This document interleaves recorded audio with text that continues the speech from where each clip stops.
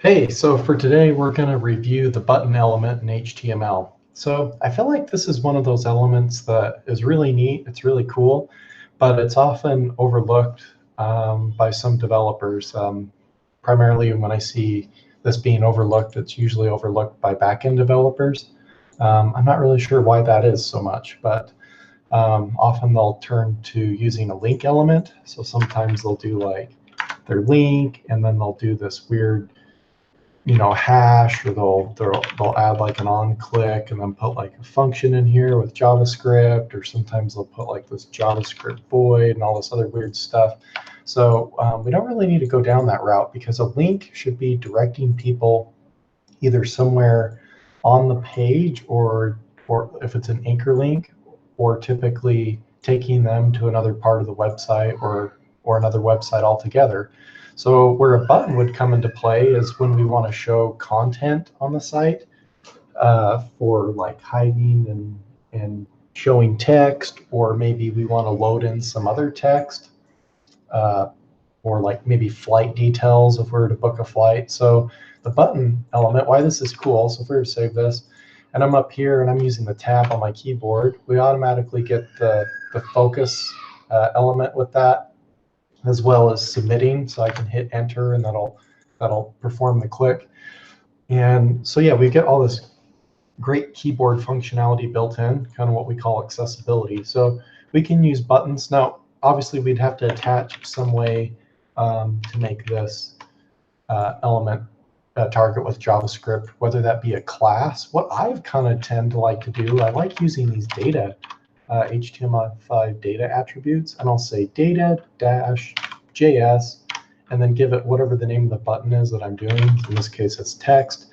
And then I can select that with my JavaScript. And so it's more clear that, here's the thing, right? So if I did a class on here,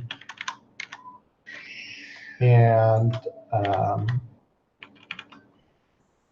I just called this, button something, I would think that that's going to be a style. But if I have that attached with some JavaScript, and then I come in here and I start making changes to those styles, and I wipe that out or change it, now the event listener that was attached to my button, that goes away. So that's no good. So we definitely want to do this when using things with our buttons. So if we were to put this inside of a form too, we can have our button in here, and then we can provide what's called, there's a type attribute, and then we can give that submit. As you can see here, here's some of our different options.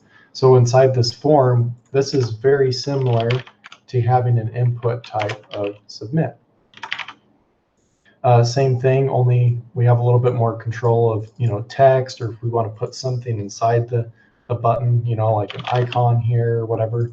With this input button, we don't have as much control, right? We have the value, and that's how we can put our text in. So by default, it's submit. But if we wanted to say test, you can see how that works. But if I wanted to stick an icon in here, probably not.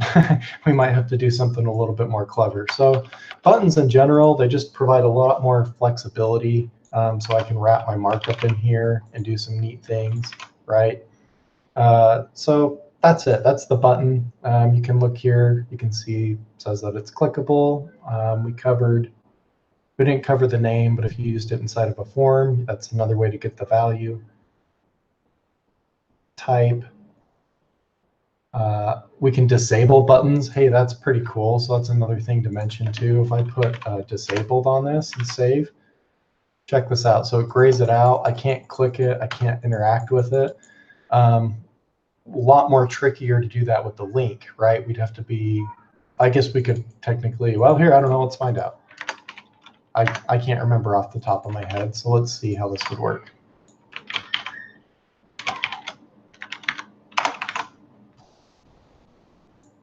It doesn't look like it disables it. So that's kind of interesting. What if we link it to this page? Let's see what that does. So it doesn't look like it disabled that page at all, or the link rather. So again, we'd have to do some trickery to do that with the link tag. So having the disabled attribute is pretty cool, right? So we can have a little bit more control, and then we can add and remove this attribute when another action's happened, like they filled out the form, then remove that. So buttons just give us a lot of this cool stuff out of the box. So let's go take a look here to see if there's anything else that comes to mind. Again, we have a lot more options when it comes to styling it as well. You can see there's lots of different attributes. It just depends kind of what you're doing. I just work with the basics, so I don't have to do anything too complex with form validation or form target, anything like that, but it's nice to know that it's available.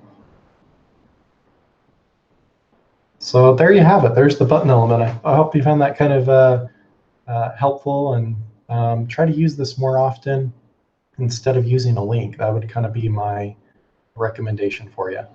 Okay, well, we'll review some more of these other elements more in depth, and I'll have some maybe better examples too. But a couple of my subscribers have asked me to build some things, so we might kind of break up these videos and do some of that stuff as well.